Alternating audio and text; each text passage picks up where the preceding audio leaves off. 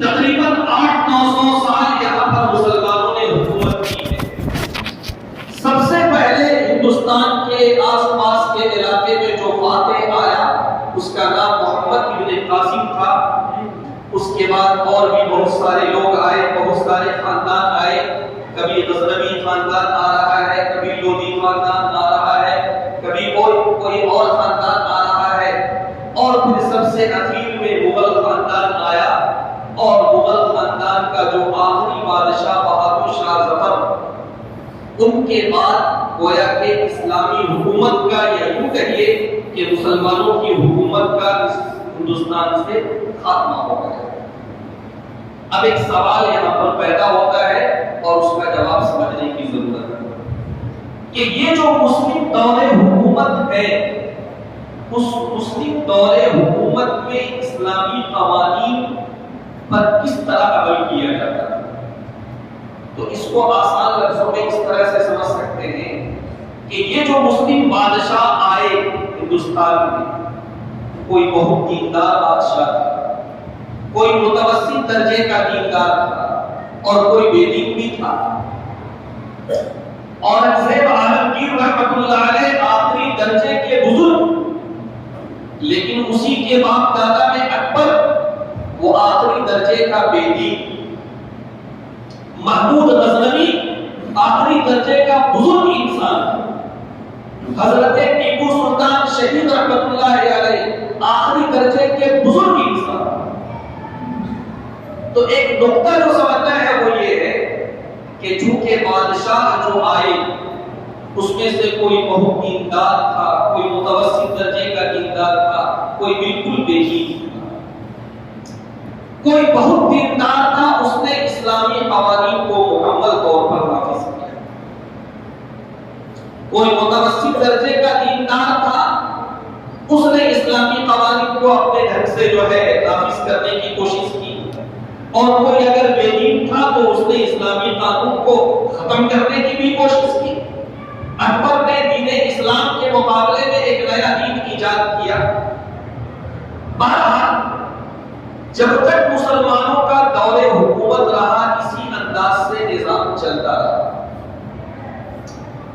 مسلمانوں کے دور حکومت کے بعد بات سمجھ میں آ رہی ہے جی، مسلمانوں کے دور حکومت کے بعد اس ہندوستان میں انگریز آئے، آپ جانتے ہیں،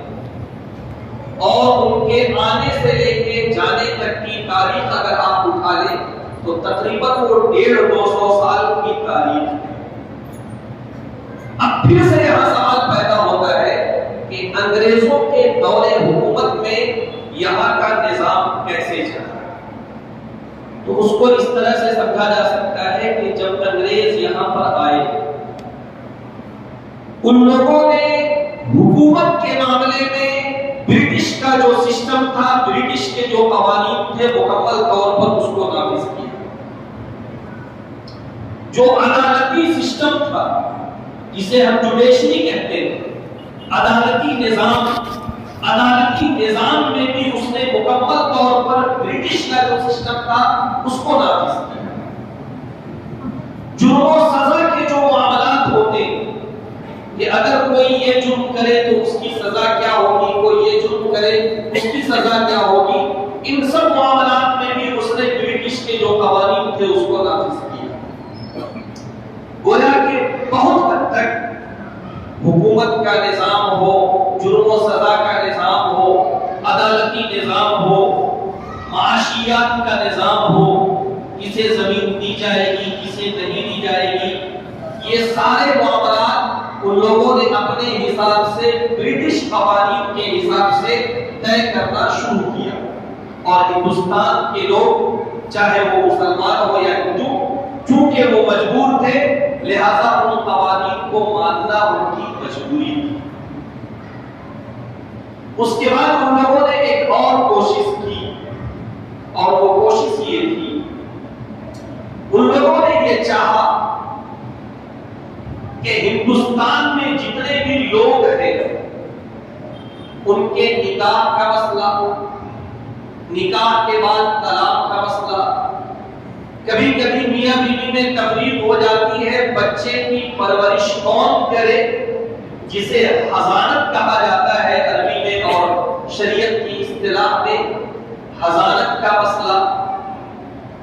وراثت کا مسئلہ، اور بھی طلاق کی جو کئی قسمیں ہیں، خلا ہے، تفریق ہے، مبارات ہے، اس طرح کے تقریباً 10 طرح کے مسائل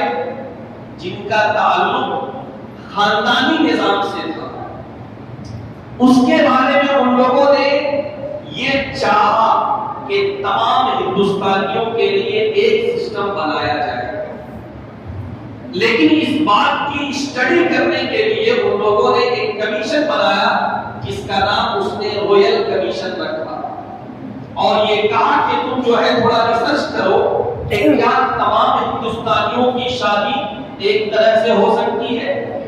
کیا تمام ہندوستانیوں کی وراثت کا مسئلہ ایک طرح سے حل ہو سکتا ہے، اور اس طرح کے جو بھی مسائل ہیں۔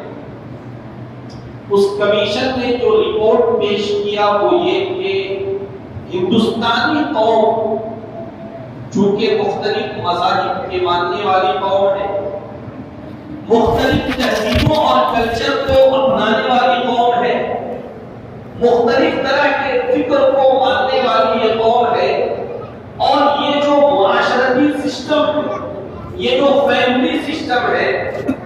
اس کا تعلق ان کی تہذیب اور کلچر اور ان کے مذہب سے ان لوگوں نے جو رپورٹ پیش کی اس کا خلاصہ میں کہہ رہا ہوں۔ لہذا ان قوانین کو اگر چھیڑا جائے اور اگر یہ فکر کی جائے گی کہ تمام ہندوستان کے لوگوں کا یہ نظام ایک رہے، تو اس کو ہندوستانی لوگ کبھی قبول کرنے کے لیے تیار نہیں ہوں گے۔ یہ رپورٹ رویل کمیشن نے پیش کی انگریزوں کے سامنے، تو انگریزوں نے بھی ہاتھ اٹھا دیا کہ ٹھیک ہے، اس طرح کے جو مسائل ہیں ان کو اپنے اپنے حالات پر چھوڑ دیا جائے، نکاح کا مسئلہ ہو، طلاق کا مسئلہ ہو، وراثت کا مسئلہ ہو، حضانت کا مسئلہ ہو، دیگر مسائل ہو، مسلمانوں کو چھوڑا جائے، وہ اپنی شریعت کے حساب سے عمل کرے، ہندوؤں کو چھوڑا جائے، وہ اپنے کلچر کے حساب سے عمل کرے، عیسائیوں کو چھوڑ دیا جائے، وہ بھی اپنے مذہب اور کلچر کے حساب سے عمل کرے، دیگر جو قبائل ہیں ان کو چھوڑ دیا جائے، وہ اپنے اپنے حساب سے عمل کرے۔ یہ ان لوگوں نے طے کیا۔ میری بات سمجھ میں آ رہی ہے سب لوگوں کو؟ جی۔ اس کے بعد ہوا یہ کہ چونکہ عدالتی نظام ان کے ہاتھ میں تھا، تو لہذا عدالت میں اس طرح کے مسائل بھی سامنے آتے تھے، تو ان لوگوں نے اس بات کا اہتمام کیا کہ اس طرح کے مسائل سے متعلق جو کتابیں ہیں اس کا انگریزی میں ان لوگوں نے ترجمہ کرایا، اور انگریزی ترجمہ کر کے اگر کسی مسلم فیملی کا نکاح کا، طلاق کا، حضانت کا کوئی مسئلہ، وراثت کا کوئی مسئلہ ان کے یہاں آتا تو وہ لوگ اسلامی قوانین کے حساب سے فیصلہ کرنے کی کوشش کرتے تھے ان کتابوں کی روشنی میں۔ لیکن ظاہر سی بات ہے کہ وہ شریعت کے ماہر نہیں تھے، وہ علماء نہیں تھے، کبھی کبھی مسائل میں ان سے غلطی ہوتی تھی، تو اس وقت کے علماء کرام نے یہ محسوس کیا کہ یہ جو حکومت انگریزوں کی ہے ان کے سامنے یہ بات رکھی جائے کہ اس طرح کے مسائل میں آپ جو چھیڑ چھاڑ کرتے ہیں اس سے براہ راست ہماری شریعت میں چھیڑ چھاڑ لازم آتا ہے، کیونکہ یہ جو اس طرح کے مسائل ہیں ہو سکتا ہے کسی اور قوم کے لیے وہ ایک تہذیبی مسئلہ ہو، لیکن اس طرح کے مسائل مسلمانوں کے لیے چونکہ اس کے مذہب اور قرآن و حدیث سے نکلا ہوا یہ مسئلہ ہے، اس لیے یہ جو غلطیاں آپ کر رہے ہیں ہم اسے برداشت نہیں کریں۔ پھر اس وقت کے علماء اسلام کے مطالبے پر انگریزوں نے ایک سسٹم بنایا اور اس کا نام رکھا شریعہ اپلیکیشن ایکٹ، اور اس کے تحت یہ طے کر دیا گویا کہ ٹھیک ہے تم لوگوں کے یہ جو مسائل ہیں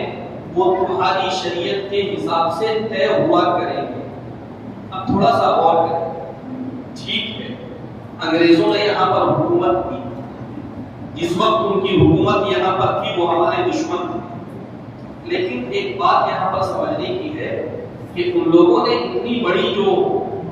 حکومت قائم کی پوری دنیا میں، ایسا نہیں کہ وہ جاہل لوگ، وہ پڑھے لکھے لوگ تھے، وہ سمجھتے تھے کہ کہاں پر کس قانون کو نافذ کرنا چاہیے اور کہاں پہ کس قانون کو نافذ نہیں کرنا چاہیے، اس لیے ان لوگوں نے اس طرح کے مسائل کو کبھی نہیں چھیڑا۔ یہ جو ایپلیکیشن لاگو ہوا وہ غالباً 1935 یا 37 میں لاگو ہوا۔ اب جو ہے بات یہ آتی ہے کہ انگریزوں کا دور حکومت ختم ہو رہا ہے، اب یہاں کے لوگ آزادی کے لیے کوششیں کر رہے ہیں اور بہت حد تک ان کی کوششیں کامیاب ہو رہی ہیں۔ اس وقت بھی یہ مسئلہ اٹھایا گیا کہ جب یہ ملک انگریزوں کی غلامی سے آزاد ہو جائے گا، یہ ملک ایک سیکولر ملک بن جائے گا۔ سیکولر کا مطلب یہ ہوتا ہے کہ جس میں تمام مذاہب کے ماننے والوں کو اپنے اپنے مذہب کے حساب سے چلنے کی آزادی ہو۔ سیکولرزم کا اصل ترجمہ یہ ہے۔ خیر، جب یہاں کے لوگ جنگ آزادی لڑ رہے تھے اور اس میں کامیابی کے بالکل قریب تھے، مسلمانوں نے یہ مسئلہ اٹھایا کہ ملک جب آزاد ہو جائے گا اور ہمارا ملک جب سیکولر بن جائے گا، اس وقت ہمارے پرسنل اللہ کا کیا ہوگا؟ پرسنل اللہ کا مطلب سمجھ میں آ رہا ہے؟ ہمارے خاندانی نظام کا کیا ہوگا؟ ہمارے آئلی نظام کا کیا ہوگا؟ اس وقت کے جو بڑے بڑے رہنما تھے، گاندھی جی، جنہوں نے لندن میں جا کے گول میز کانفرنس کی تھی، راؤنڈ ٹیبل کانفرنس، اس میں انہوں نے صراحت کے ساتھ یہ بات کہی کہ جب یہ ملک آزاد ہو جائے گا، مسلمانوں کے پرسنل اللہ سے کوئی چھیڑ چھاڑ نہیں کیا جائے گا۔ اس وقت کے کانگریس کے جو لیڈر تھے مولانا ابوالکلام آزاد جی، اس کو یاد رکھیں، جنگ آزادی سے پہلے کانگریس کے صدر اور لیڈر اور پریزیڈنٹ مولانا ابوالکلام آزاد تھے۔ اپنی پارٹی کی طرف سے انہوں نے پارٹی کا موقف اس طرح سے ظاہر کیا کہ کانگریس کے ذہن و خیال میں یہ بالکل نہیں ہے کہ مسلمانوں کے پرسنل اللہ سے وہ چھیڑ چھاڑ کریں، اور ایک مسلمان ہونے کی حیثیت سے انہوں نے یہ جملہ کہا کہ میں یہ خیال کرتا ہوں کہ مسلمان بھی کبھی اس بات کے لیے راضی نہیں ہوگا کہ اس کے پرسنل اللہ سے چھیڑ چھاڑ کیا جائے۔ بہرحال ملک آزاد ہو گیا، ملک کا قانون بن گیا۔ ملک کا جو قانون بنا یقیناً وہ سیکولر قانون بنا، لیکن ایک بات یہاں پر یہ بھی ذہن میں رکھیں، 2-4 منٹ اگر زیادہ ہو جائے کوئی مسئلہ نہیں ہے، آج یہ بہت اہم مسئلے پہ بات ہو رہی ہے، اس لیے اس کو توجہ سے سنا جائے۔ ملک کا جو قانون بنا یقیناً وہ سیکولر قانون بنا، لیکن بہرحال اس قانون کو بنانے والے انسان ہی، اور انسان چاہے جتنا ذلیل ہو اس سے غلطی ہوتی۔ یہ اللہ کی صفت ہے کہ جب وہ کوئی قانون دیتا ہے تو اس میں کوئی ٹکراؤ نہیں ہوتا۔ ملک کا جو قانون بنا اس میں کچھ باتیں ایسی آ گئی کہ اس میں ٹکراؤ پیدا ہو گیا۔ وہ کیسے، وہ اب سمجھنے کی کوشش کریں۔ ایک طرف ملک کے قانون میں کچھ بنیادی حقوق طے کیے گئے، فنڈامنٹل رائٹس، اور اس میں یہ بتایا گیا خاص طور سے اس کے آرٹیکل 25 میں کہ اس ملک میں رہنے والے جتنے بھی لوگ ہیں ان کو اپنے مذہب پر عمل کرنے کی آزادی ہوگی۔ تو مذہب پر عمل کرنے کی آزادی کا صرف یہ مطلب نہیں ہے کہ اس کو اپنے حساب سے عبادت اور ورشپ اور پوجا کی آزادی ہوگی، نہیں۔ یہاں پر مذہب پر عمل کرنے کا مطلب یہ ہے کہ وہ اپنے معاشرتی قوانین میں، وہ اپنے فیملی مسائل میں، وہ اپنے پرسنل لاز میں بھی اپنی شریعت کے حساب سے عمل کریں۔ بہرحال ملک کا قانون ایک طرف تو یہ کہہ رہا ہے کہ اس ملک کے ہر شہری کو اپنے اپنے مذہب پر عمل کرنے کی آزادی ہوگی، لیکن ملک کے قانون میں ایک طرف یہ بات بھی آتی ہے آرٹیکل 44 میں کہ یہاں جو بھی حکومت آئے وہ اس بات کی کوشش کرے کہ اس ملک میں یکساں سول کوڈ جاری کیا جائے۔ اب یہ بتائیے، ایک طرف آپ ہر ملک کے شہری کو اپنے مذہب پر عمل کرنے کی آزادی بھی دے رہے ہیں اور دوسری طرف یکساں سول کوڈ کو نافذ کرنے کی آپ بات بھی کر رہے ہیں۔ یہ تھوڑا سا ٹکراؤ ہے ہمارے ملک کا جو کانسٹیٹیوشن ہے اس میں، لیکن بہرحال قانون بنائے گئے۔ میں نے ایک بات عرض کی کہ اس قانون کو کب نافذ کرنا ہے یہ ہر عقل مند آدمی جانتا ہے۔ تو یہاں پر جو سیکولر لوگ ہیں اور اس ملک کے نیچر سے جو واقف ہیں کہ صاحب یہاں پر مختلف مذاہب کے ماننے والے، مختلف تہذیب کے ماننے والے لوگ ہیں، اس لیے اس ملک کے لیے کامن سول کوڈ وہ مناسب نہیں، اور ٹکراؤ پیدا ہوگا۔ بہرحال ملک آزاد ہوا اور ملک کا جو قانون بنا اس میں اس مسئلے سے متعلق ایک ٹکراؤ کر گیا۔ اس کے بعد جب یہاں پہ عدالتی سسٹم قائم ہوا تو عدالت کو بھی یہ ہدایت ہے کہ مسلمانوں کے فیملی لاز سے متعلق اگر کوئی مسئلہ آپ کے پاس آتا ہے، نکاح کا کوئی مسئلہ آتا ہے، طلاق کا کوئی مسئلہ آتا ہے، حضانت اور وراثت کا کوئی مسئلہ آتا ہے، تو ملک کا قانون ہی اس بات کی اجازت دیتا ہے کہ مسلمانوں کے پرسنل لا کے حساب سے اس پر کورٹ جو ہے آرڈر کرے۔ لیکن ہوتا یہ ہے کہ بعض مرتبہ یہ دیکھا گیا کہ ججز اس کی پابندی نہیں کرتے اور وہ شریعت کے خلاف بھی فیصلہ دے دیتے۔ ان مسائل کو جب علماء نے محسوس کیا تو انہی مسائل کی حفاظت کے لیے مسلم پرسنل لا بورڈ قائم ہوا تاکہ اس طرح کے مسائل کی نگرانی ہوتی رہے۔ جہاں پر عدالت میں اگر کوئی ہم لوگوں کے خلاف فیصلہ ہوتا ہے تو وہاں پر اسے چیلنج کیا جائے، وہاں پر اسے اس پہ قانونی کارروائی کی جائے۔ اور ماشاءاللہ آپ جانتے ہیں کہ یہ جو مسلم پرسنل لا بورڈ ہے یہ ہندوستان کے مسلمانوں کا ایک متفقہ پلیٹ فارم ہے اور ماشاءاللہ اس کے ذریعے سے یہ ذمہ داری جو ہے بہت ڈھنگ سے ادا کی جا رہی ہے۔ اب یہ مسئلہ کئی مرتبہ اٹھایا گیا کہ اس ملک کے ہندوستان میں یکساں سول کوڈ نافذ ہو۔ پھر سے دہلی میں کوئی مسئلہ پیش آیا تھا، وہاں پر مسئلے کا